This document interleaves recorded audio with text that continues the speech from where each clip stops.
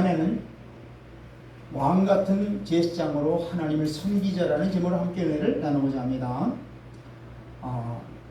이 구약시대의 제사장의 직무부터 우리가 먼저 알아보겠습니다.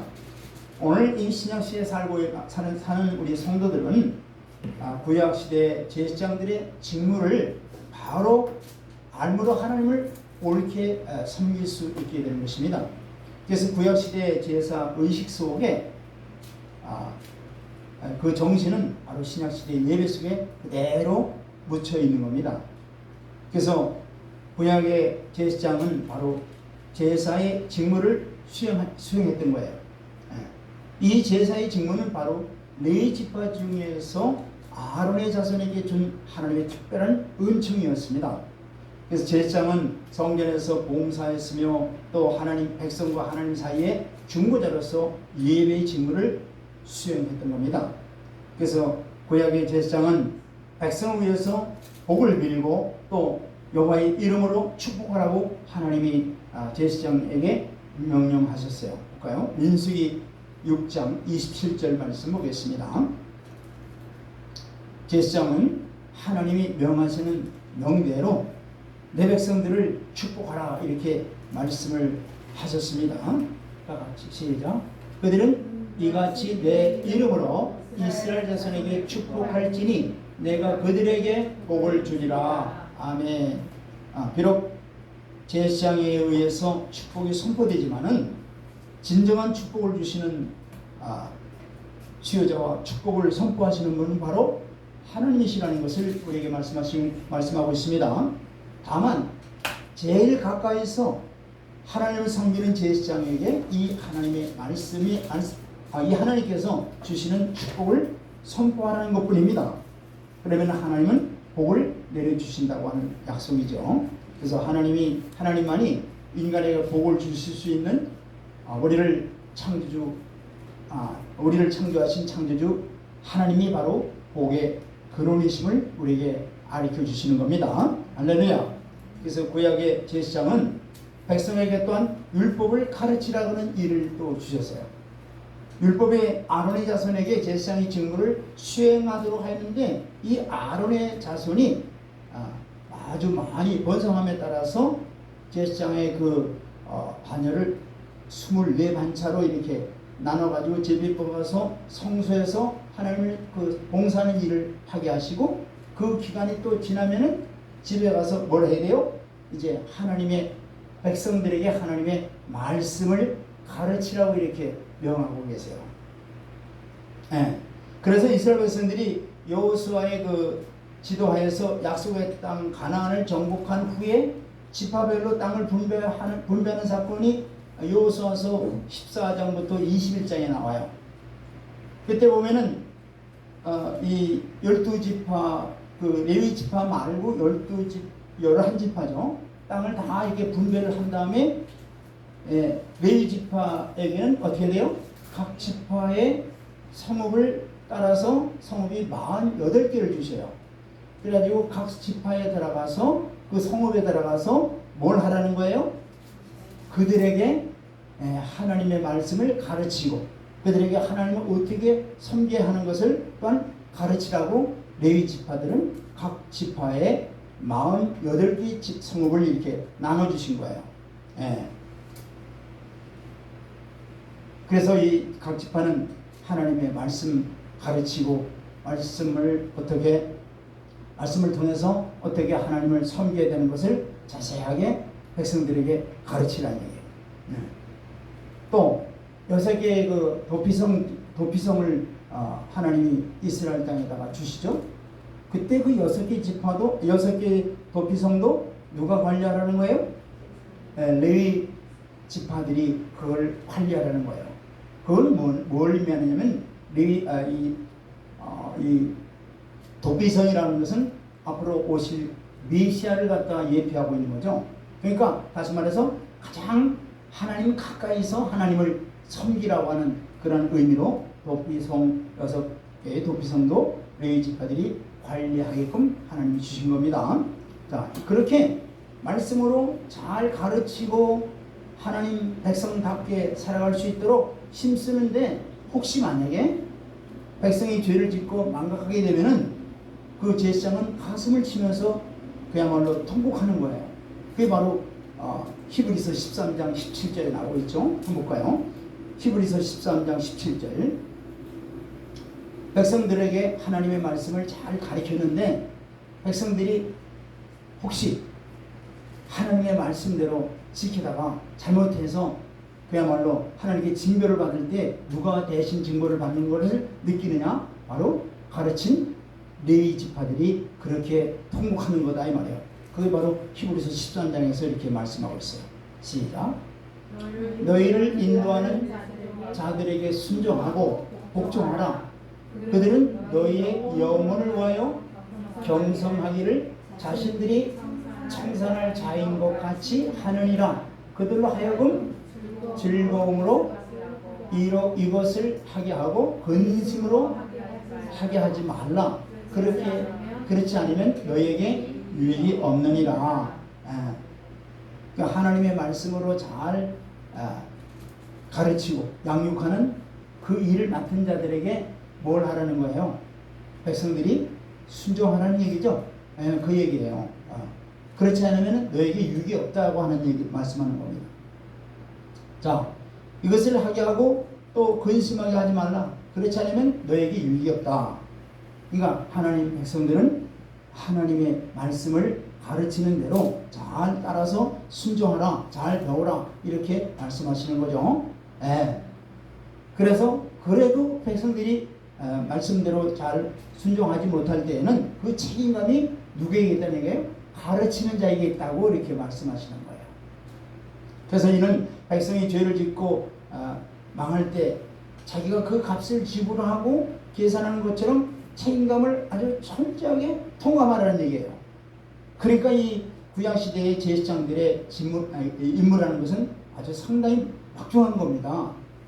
이걸 깊이 생각해야 돼요. 그냥 직분을 받았다고 제사장이 아니라 백성들에게 어떻게 살아도 하나님 앞에 가까이 하나님을 어떻게 하면 잘 섬길 수 있는가 이것을 가르치고 인도해 나가는 그 임무를 바로 제사장들이 했다는 얘기입니다. 그러므로 구약에서는 하나님 말씀을 가르치는 제사장과 심지어는 다투는 자들에게는 어떻게 해요? 신명기 17장 그 12절에 보면은 심지어는 그들을 죽이기까지 하라고 했어요.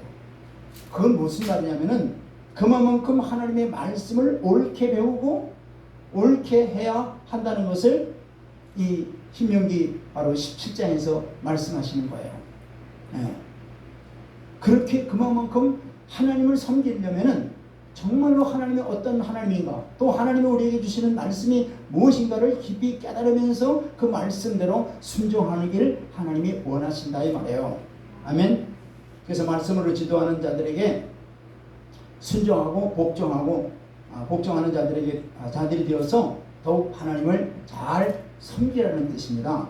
오늘날 영적 제사장된 우리는 우리 자신은 물론이거니와 이 세상에 흩어져 살고 있는 하나님의 모든 백성들에게까지도 하나님의 말씀대로 살아갈 수 있는 길을 항상 인도해 나가는 그런 책임이 있다는 사실을 우리가 알아야 됩니다.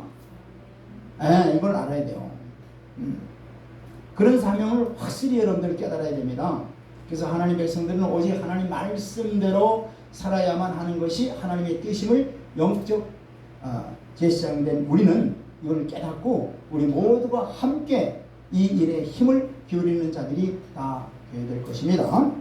두 번째, 이 제사장의 그 입는 옷을 한번 보겠습니다. 옷. 지도읽기 28장 보면은 성막에서 봉사해야 될 제사장들의 의복에 대해서 말씀하고 있는데요. 특히 제사장들이 갖춰야 될 예복과 의관, 이 옷과 이 모자에 대해서 이렇게 말씀하고 있는데 거기 보면은 흉패가 있고 그다음에 에봇이 있고 겉옷 또 속옷 또 관띠 뭐 이런 견대 등으로 이제 구별되어 있는데 한번 볼까요? 출애굽기 28장 4절 보겠습니다. 28장 4절 시작. 그들이 지을 옷은 이러하니 곧 흉패와 에봇과 겉옷과 관고 속옷과 관과 띠라. 그들이 네 형 아론과 그 아들들을 위하여 거룩한 옷을 지어 아론이 내게 제사장 직분을 행하게 하라. 아멘. 무슨 옷을 지으라는 겁니까? 거룩한 옷을 지어 입히라는 얘기예요. 제사장들에게. 또 6절로 7절 보겠습니다.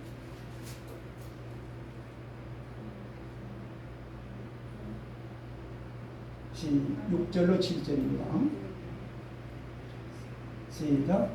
그들이 금실과 청색, 자색, 홍색 실과 바늘게 꼬은 배실로 정교하게 짜서 에봇을 짓되 7절. 그것에 어깨 받침 둘을 달아 그 두 끝을 이어지게 하고. 한 군데 더 보겠습니다. 36절로 37절 보겠습니다. 36절로 37절 시작. 너는 또 순금으로 패를 만들어 도장을 새기는 법으로 그 위에 새기되 여호와께 성결이라 하고. 37절 시작. 그 패를 청색 끈으로 관 위에 매되 곧 관 전면에 있게 하라. 아멘. 자, 내 제사장의 옷을 만드는 데는 하나님이 친히 명령해서 아주 공교롭게 아름답게 만들라고 명령하고 계세요. 자, 이와 같이 대제사장의 그 예복은 거룩한 옷이 되도록 만들고 또 영화로운 옷이 되도록 만들고 아름다운 옷이 되도록 만들라고 여러 번 이렇게 말씀하세요. 거룩한 옷을 만들 때 무슨 옷이요? 영화로운 옷, 또 아름다운 옷 만들라고 하나님께서 명하십니다. 하나님을 제일 가까이서 섬기는 제사장이 입는 옷은 거룩한 옷입니다. 또 영화로운 옷입니다. 아름다운 옷이 되어야 된다는 거예요.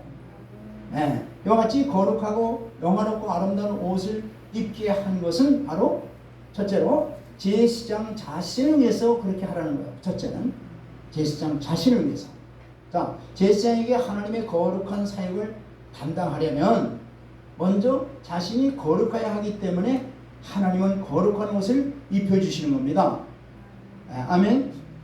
제사장이 자신이 이와 같이 거룩하고 영화롭고 아름다운 옷을 입음으로써 자신을 다시 한번 보게 되는 거예요. 이런 모습으로 하나님을 섬겨야 된다는 것을 자기 자신을 바라보게 한다 이 말이에요. 이 옷을 입혀 주심으로 말미암아. 두 번째는 백성들을 위해서 그렇게 하라는 거예요. 백성들. 이스라엘 백성들이 제사장을 바라볼 때마다 어떻게 되나요? 제사장들을 존경하게 되죠. 그리고 신뢰하게 되죠. 또 그런 마음이 생기도록 하게 하기 위해서 제사장 옷을 어떤 옷으로? 거룩한 옷으로, 영화롭고 그 다음에 아름다운 옷으로 만들라고 명령하시는 거예요. 제사장은 하나님의 거룩한 직분을 맡은 자들입니다. 그래서 제사장은 제사장다워야 된다는 얘기예요. 하나님 앞에 신령과 진정한 예배 또는 삶을 살기 위해서는 자기 자신부터 외관상으로 구별된 거룩하고 아름답고 영화로운 제사장 복을 입어야 될 뿐만 아니라 내적으로도 바로 그런 변화를 받아야 된다는 얘기예요.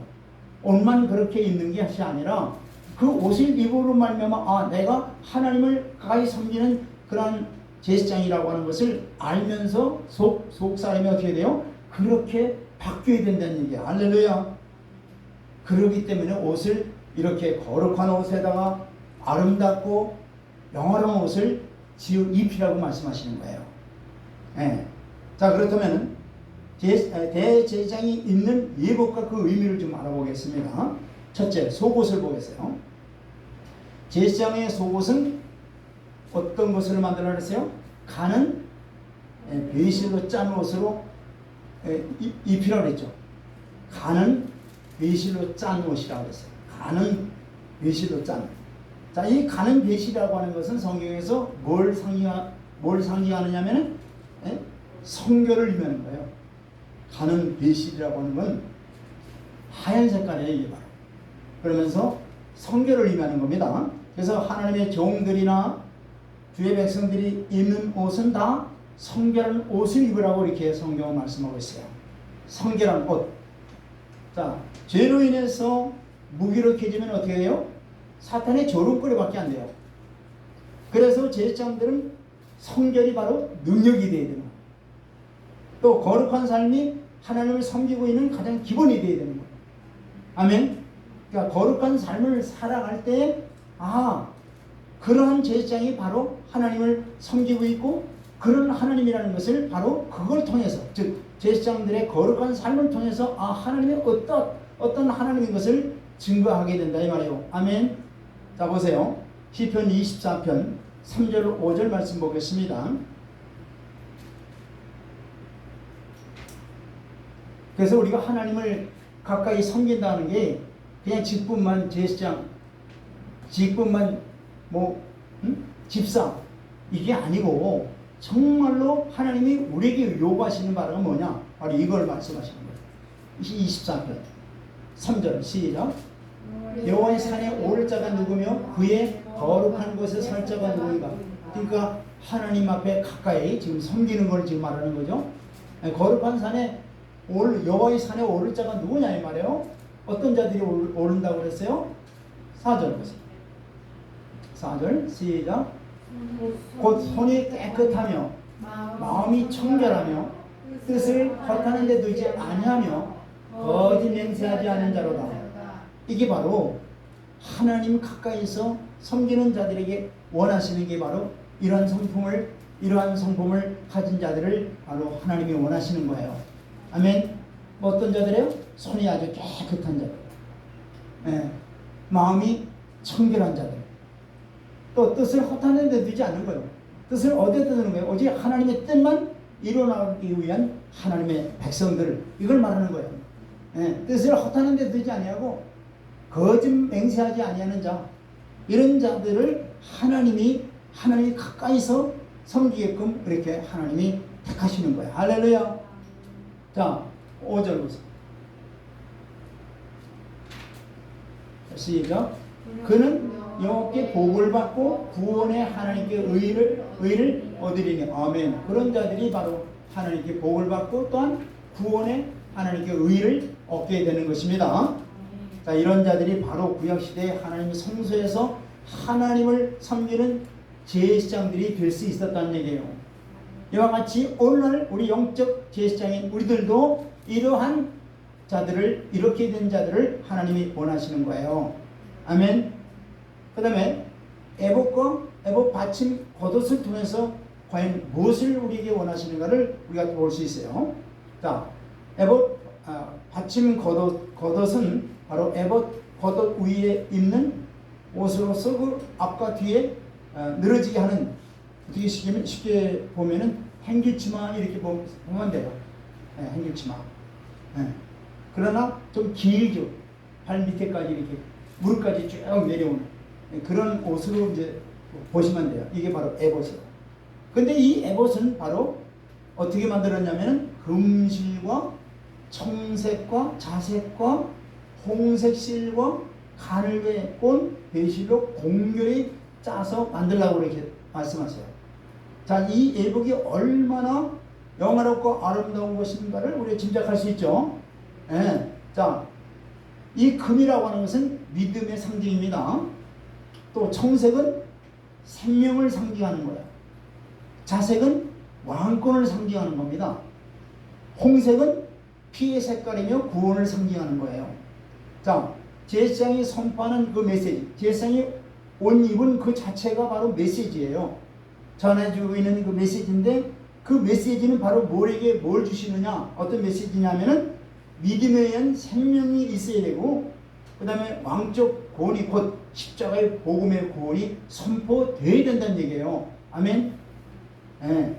그래서 하나님 나라에 들어갈 성도가 입는 옷은 바로 이것보다 더 아름다운 거예요. 구약시대에 입은 제사장들이 입은 이 옷보다 더 아름다운 옷이 뭐예요? 오늘 신약시대에 살아가고 있는 성도들이 입은 옷이 이거보다 더 아름다운 거예요. 왜? 보세요. 하나님 앞에서 아무리 좋은 옷을 입었다 할지라도 우리 마음속에 더러운 죄가 있으면 어떻게 돼요? 죄가 있으면 그걸 가릴 수 없어요, 사실. 그 속까지 우리 가릴 수 없다 이 말이에요. 그런데 성도가 입은 옷은 어떤 옷이에요? 예수 그리스도를 믿음으로 전거받은 의의 옷입니다. 아멘. 네, 이 옷은 예수님의 피로 인간의 모든 죄를 가리고 씻기는 옷이다 이 말이야. 할렐루야. 이게 바로 의의 옷을 입혀주신 거예요. 자, 요한일서 1장 7절 보세요. 요한일서 1장 7절 시작. 그가 빛 가운데 계신 것 같이 우리도 빛 가운데 행하면 우리가 서로 사귐이 있고 그 아들 예수의 피가 우리를 모든 죄에서 깨끗하게 하실 것이요. 아멘. 누구의 피가? 예수의 피가 우리를 모든 죄악에서 깨끗하게 하신다 이 말이에요. 이 옷을 우리에게 입혀주신 거예요. 아멘. 예수의 피로 말미암은 의를 우리에게 믿는 예수 그리스도를 믿는 모든 성도들에게 하나님께서 옷을 입혀주신 것입니다. 또 보세요. 계시록 1장 5절 6절에도 어떤 옷을 우리를 입혀주시는가. 시작.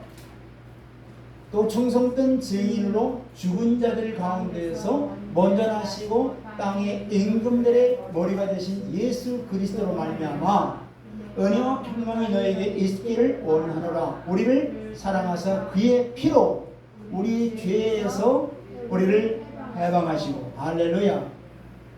예수님의 피로 우리를 죄에서 우리를 해방시켜 주시고 하늘나라의 백성으로 우리를 인쳐 주셨다 이 말이에요. 아멘. 이게 바로 의의 옷이에요. 의의 옷. 어마어마한 옷이죠. 이게 바로 의의 옷을 입지 않고서는 하늘나라에 갈 수 없어요. 하나님의 백성이 될 수도 없고. 6절 보세요. 6절 시작. 그의 아버지 하나님을 위하여 우리를 나라와 제사장으로 삼으신 그에게 영광과 능력이 세세토록 있기를 원하노라. 아멘. 우리 영적 제사장이 우리가 예수님의 십자가의 그 피로 우리를 의롭게 해주시고 또 아버지 하나님을 위해서 우리를 제사장 나라로 우리를 삼아 주셨어요. 할렐루야. 이미 삼아 주셨다 이 말이에요. 아멘. 그래서 예수 그리스도께서 십자가에서 피 흘리셔서 우리에게 입어주시는 이 의의 옷보다 더 좋은 옷은 이 세상에 없습니다. 물론 하나님이 믿음의 선물로 입혀주시는 이 옷이죠. 하나님의 전적인 은혜요 선물인 것을 여러분들 깨달으시길 바랍니다. 우리 죄를 가리고 씻겨주는 이 옷은 바로 예수 그리스도께서 입혀주신 이 위의 옷 외에는 아무것도 없는 거예요. 또 성도가 땅 위에서 입을 옷은 이 거룩한 세마포 옷밖에 없습니다. 자, 이 거룩한 세마포 옷, 이 세마포 옷은 성도들의 옳은 행실이라고 성경은 말씀하고 있죠. 계시록 19장 8절 보겠습니다. 계시록 19장 8절 시작. 그에게 빛나고 깨끗한 세마포 옷을 입도록 허락하셨으니 이 세마포 옷은 성도들의 옳은 행실로다 하더라. 아멘.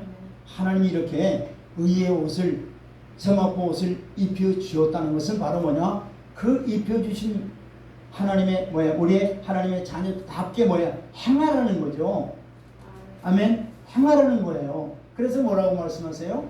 이 세마포 옷은 곧 성도들의 옳은 행실이라.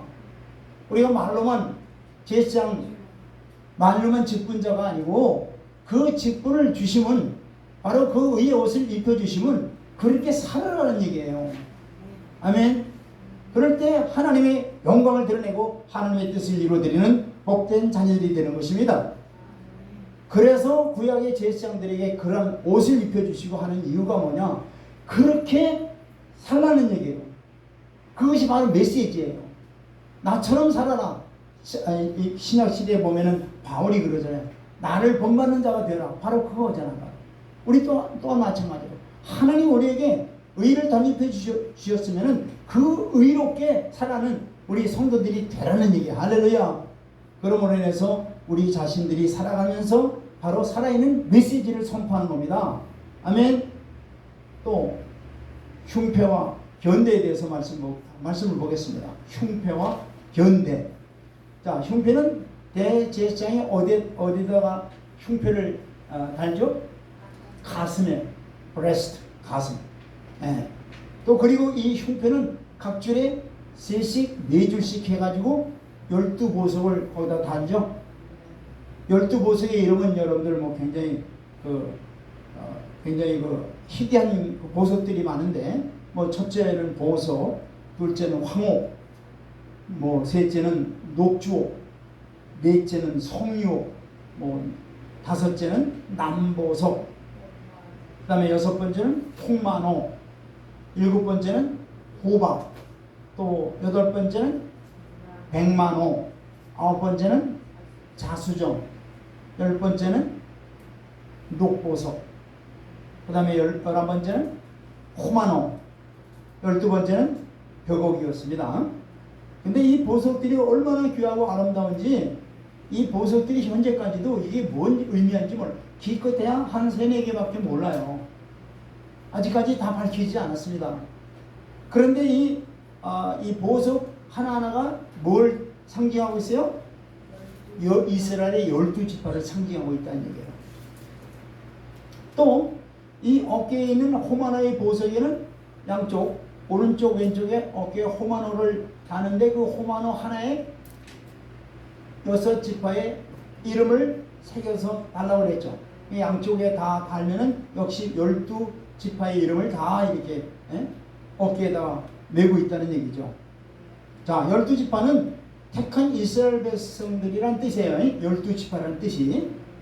제사장은 이 12지파를 어디다 어깨에 메고 가슴에 안고 하나님을 만나러 어디로 들어가요? 휘장을 열고 지성소에 들어가는 거예요. 그걸 말하는 거예요. 자, 그럼 이건 뭘 의미할까요?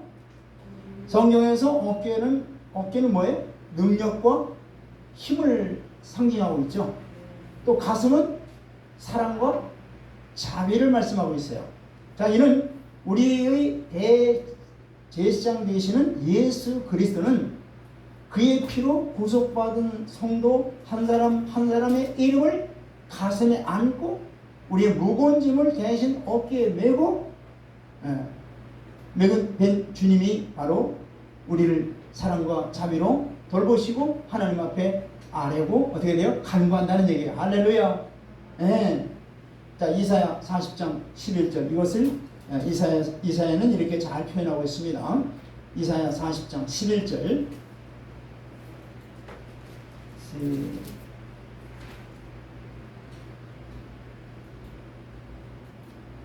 자, 그는 목자같이 양 떼를 먹이시며 어린 양을 그 팔로 모아 품에 안으시며 젖먹이는 암것들을 온순히 인도하시리로다. 아멘. 인생 앞길에는 많은 절망과 슬픔이 놓여 있을 수도 있습니다. 때로는 사망의 음침한 골짜기를 통과할 때도 있어요. 그렇지만 그 어느 한순간도 우리 주님은 우리와 늘 함께 계시다고 하는 것을 잊지 마시길 바랍니다. 아멘. 이게 바로 늘 불꽃 같은 눈동자로 우리를 지켜주시는 주님의 사랑이에요. 우리의 목자장 되시는 주님은 지금도 하나님 우편에서 우리의 기도를 들으시고 간구하고 계십니다. 우리의 무거운 짐을 어깨에 메고 우리 앞에 주님 앞에 나아가서 기도하는 기도를 다 들어주시는 좋으신 하나님이십니다. 그래서 우리의 목자 되시는 우리 예수님께서는 우리의 이름을 가슴에 안고 무거운 짐을 어깨에 메고 하나님께 나오는 우리들을 자비와 사랑의 품 안에 우리를 안아주시는 거예요. 할렐루야. 마태복음 11장 28절 29절 말씀 보겠습니다. 그래서 신약에 바로 이 말씀이 바로 구약의 제사장들이 입은 옷을 통해서 이 메시지를 주는 거예요. 자, 시작. 수고하고 무거운 짐진 자들아 다 내게로 오라. 내가 너희를 쉬게 하리라. 우리 인생을 살면서 얼마나 수고하고 무거운 짐들이 있습니까? 알게 모르게 많은 짐들이 있을 거예요. 그러나 그런 자들에게 주님은 팔을 벌리시면서 초청하시는 거예요.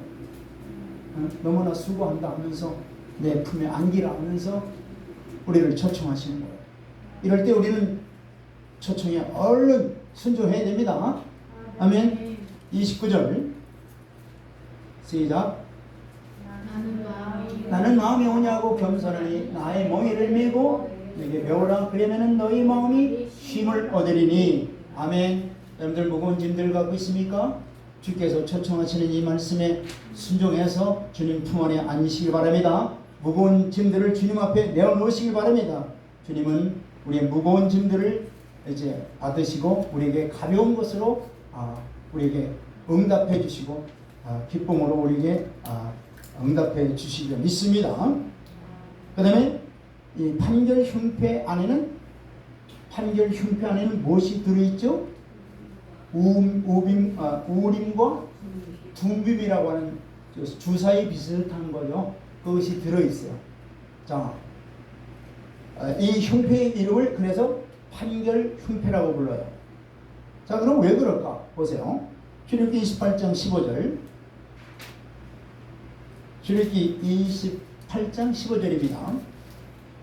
시작.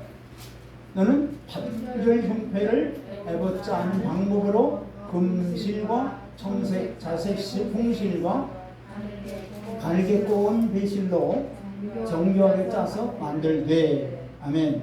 자, 대제사장 아론의 가슴에 판결 흉패를 달라는 거예요.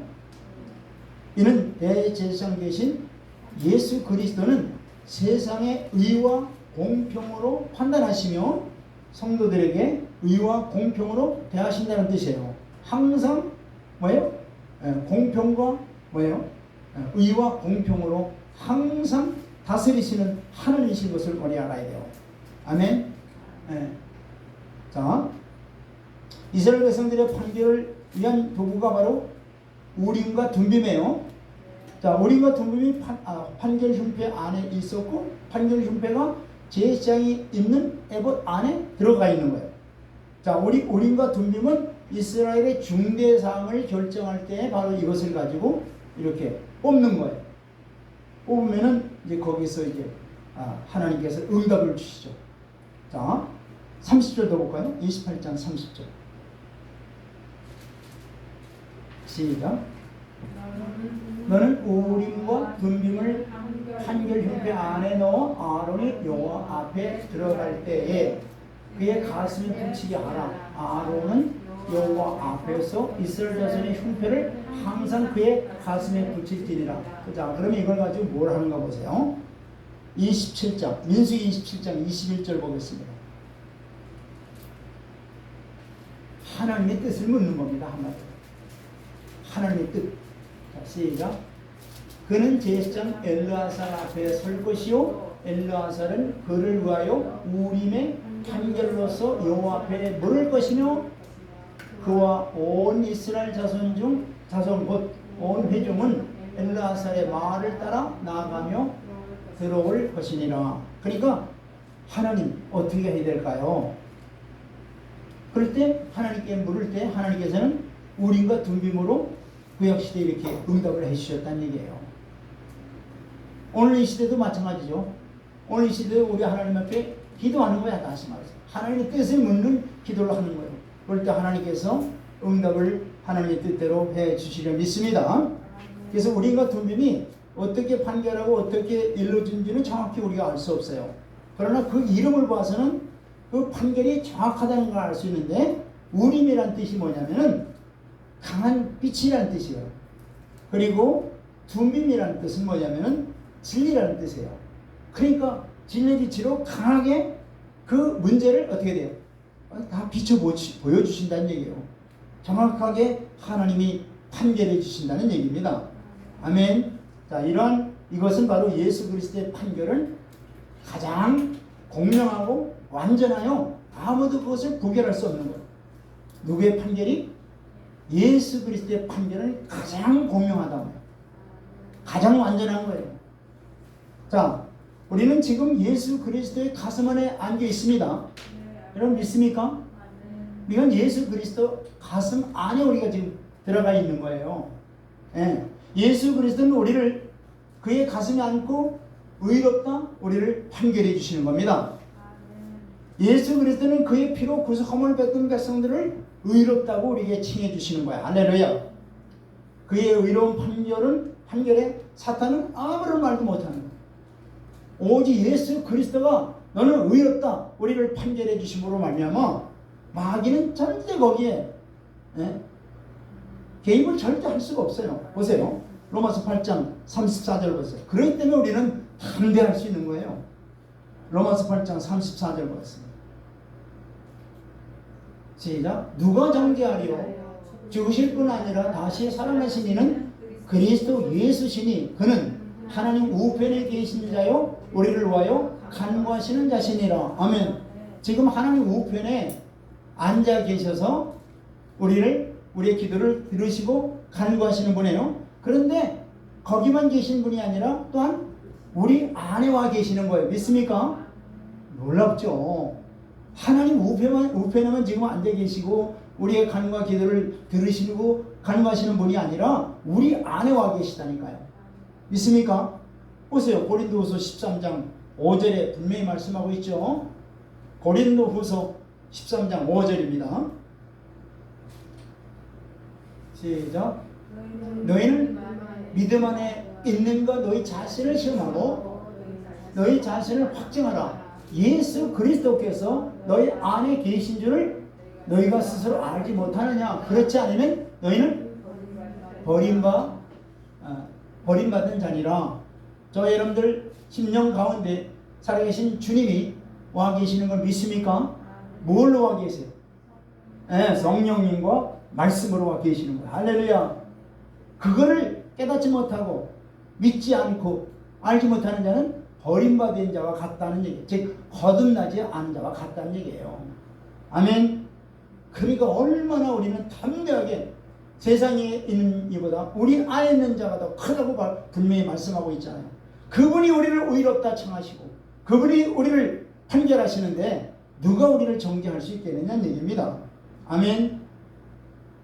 또한 출애굽기 28장 40절에 보면은 에봇 위에 띠는 띠에 대해서 말씀하고 있어요. 띠 한번 볼까요? 출애굽기 28장 40절 말씀 보겠습니다. 에봇 위에 띠를 반드시 띠게 되어 있어요. 그럼 띠는 뭘 의미할까? 자, 시작. 너는 아론의 아들들을 위하여 속옷을 만들며 그들을 위하여 띠를 만들며 그들을 위하여 관을 만들어 영화롭게 아름답게 하되. 자, 여기 보니까 뭘 만들어 놨어요? 띠.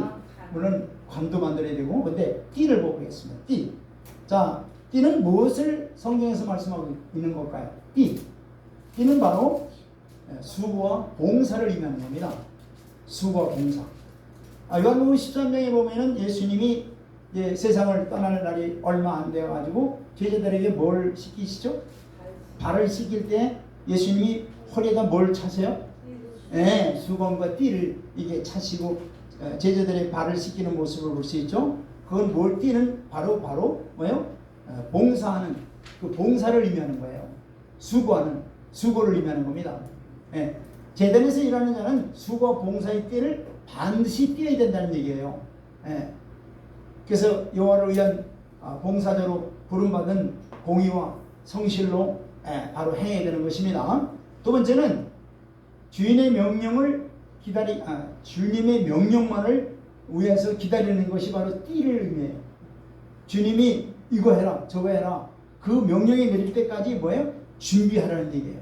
이게 바로 띠를 띠는 모습이에요. 볼까요? 누가복음 12장 35절로 36절 보겠습니다. 우리가 지금 마지막 때 살아가는데 주님이 우리에게 뭘 요구하시는가 잘 보세요. 누가복음 12장 35절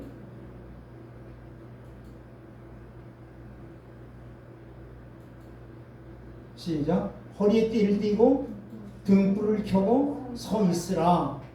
36절 너희는 마치 그 주인이 혼인잔치에 처인집에서 돌아와 문을 두드리면 곧 열어주려고 기다리는 사람과 같이 되라. 요 바로 35절에 보니까 뭐라 그래요? 허리에 띠를 띠고 등불을 켜서 누구를 기다리라는 얘기예요? 네, 주인 오실 때를 기다리라는 거예요. 주인이 오셔서 아인에게 뭐라 그러겠죠? 뭘 하라 명령을 하겠죠. 보세요. 너희는 마치 그 주인이 호린집에서 돌아와 문을 두드리면 곧 열어주려고 기다리는 사람과 같이 되라. 주님이 다시 이 세상에 오십니다. 그때 주님이 오실 때 우리에게 명하시는 거 있어요. 그거를 어떻게 해요? 준비하고 있으라는 얘기예요. 띠를 띠고. 아멘. 네. 허리띠를 띠고 준비하고 순종하며 주님을 섬기는 사람은 바로 복받은 자들이에요. 제단에서 봉사하는 사람은 항상 수고와 봉사의 띠를 띠되 항상 명령만을 어떻게 해요? 기다리고 순종하기를 순종하는 그 준비가 되어 있어야 된다는 얘기예요. 특히 말세지마를 살아가는 우리들은 항상 주님의 명령에 주님의 말씀에 귀를 기울이며 우리가 준비하는 자들이 되어야 될 것입니다. 아멘. 네, 그래서 재림하는 예수 그리스도를 맞는 자세가 바로 뭐냐? 허리에 띠를 띠고 준비하고 있으라는 얘기예요. 마지막 때 주님이 그러셨잖아요. 깨고 기도하라, 근신하라, 준비하라. 할렐루야. 네, 정말 저와 여러분들은 영적으로 깨워서 항상 주님이 오실 때에 우리에게 명하시는 말씀들을 잘 귀담아 들어 순종하는 저와 여러분들이 되어야 될 것입니다.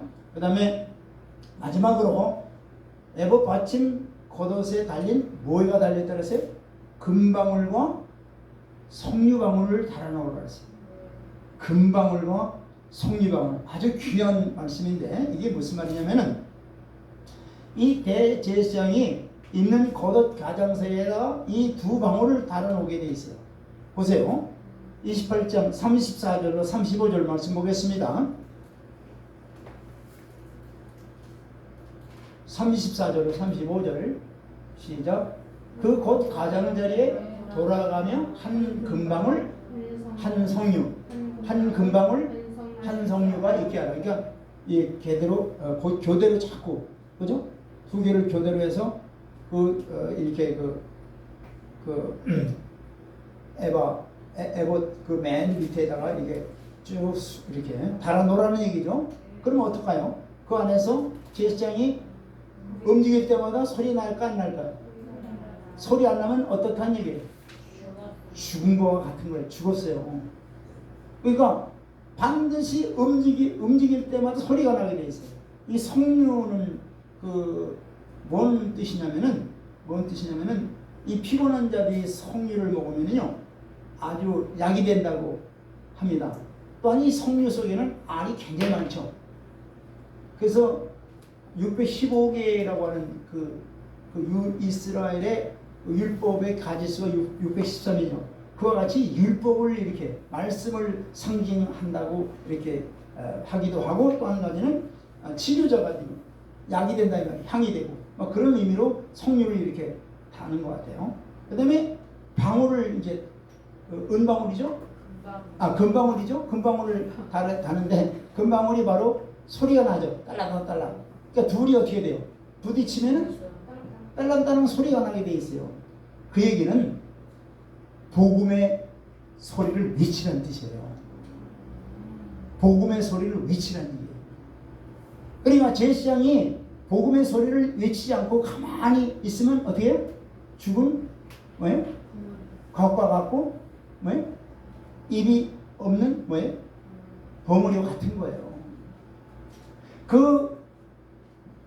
이 성소 안에서만 봉사하는 게 아니고 이 제사장은 뭐예요? 하나님과 인간 사이의 제사장이죠 바로. 그러니까 세상에 어느 곳에 가든지 뭘 하라는 거예요? 복된 소식을 전하라는 얘기예요. 복된 소식을 전하지 않는 제사장은 의미가 없다는 얘기예요. 죽은 것과 똑같다는 얘기예요.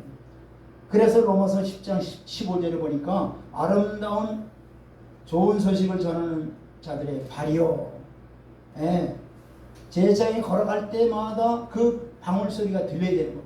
그가 어느 곳에 있든지 이 아름다운 복된 소식, 생명의 소식, 구원의 소식을 전하는 그러한 하나님의 귀한 뭐예요? 일꾼이 되어야 되는 것입니다. 저 여러분들이 바로 하나님께서 제사장으로 삼으신 것은 바로 어느 곳에 가든지 이 복된 소식을 전하라고 하나님께서 우리를 세워주신 줄 믿습니다. 네. 그래서 이 제사장은 하나님께서 특별히 성별된 사람들을 말하는 거예요. 성별된 사람은 거룩한 옷을 입고 또 거룩한 성소에서 거룩한 하나님을 만나고 또 성도는 세상에서 구별된 거룩한 무리로서 하나님이 특별히 세우신 거예요. 몸도 마음도 성별되어 거룩히 거룩한 사람이 되어야 되는 거예요. 선을 좋아하고 의를 사랑하고 믿음과 진리를 주는 사람이 되어야 되는 거예요. 그래서 시편 1편 1절에 복 있는 사람은 악인의 꾀를 쫓지 아니하며 의인의 길에 서지 아니하며 오만한 자의 자리에 앉지 아니하고. 자, 우리가 하나님을 제일 가까이서 섬기는 거룩한 제사장이라는 것을 잊지 말아야 됩니다. 날마다 진리의 말씀으로 내적 변화를 받아서 성별하게 되어야 됩니다. 거룩한 하나님의 백성이 되어야 되는 거예요. 거룩한 의의 옷을 입고 가슴에 사랑과 자비를 안고 어깨에 다른 사람들의 짐까지 지고 하나님께 나아가는 자, 가는 곳곳마다 발에서는 복음의 방울소리가 들리고 허리에는 봉사와 수고의 띠를 띠고 머리에는 여호와께 성결이라고 하는 띠를 붙여서 모든 일에 조심하여 하나님을 섬기는 자를 하나님께서도 바로 나의 참된 제사장이요 나의 봉사자라고 일컬어 주시는 것입니다. 아멘. 하나님은 우리를 그런 자들에게 나의 참된 봉사자요 나의 참된 제사장이라고 칭찬해 주시는 겁니다. 보세요. 이사야 61장 6절 말씀 보겠습니다. 하나님이 우리를 이렇게 인정해 주시는 저와 여러분들이 되길 바랍니다. 자, 이렇게 인정해 주십니다. 시작. 오직 너희는 여호와의 제사장이라 일컬음을 받을 것이라. 사람들이 너희를 우리 하나님의 봉사자라 할 것이며 너희가 이방 나라들의 재물을 먹으며 그들의 영광을 얻어 자랑할 것이니라. 아멘. 하나님이 그런 자들에게 바로 이런 자들에게 하나님께 충실한 자들에게 바로 하나님이 나의 봉사자, 하나님이 나의 봉사자라고 일컬어 주시는 이게 얼마나 큰 복입니까? 할렐루야. 내가 봉사자가 아니라 하나님이 인정해 주는 봉사자. 그러려면 뭐해야 돼요? 하나님의 말씀에 철저하게 우리 순종해야 돼요. 할렐루야. 아멘. 자, 우리 모두 이러한 하나님께 인정받는 참된 영적 제사장들이 다 되길 주의 이름으로 축원드립니다. 아멘.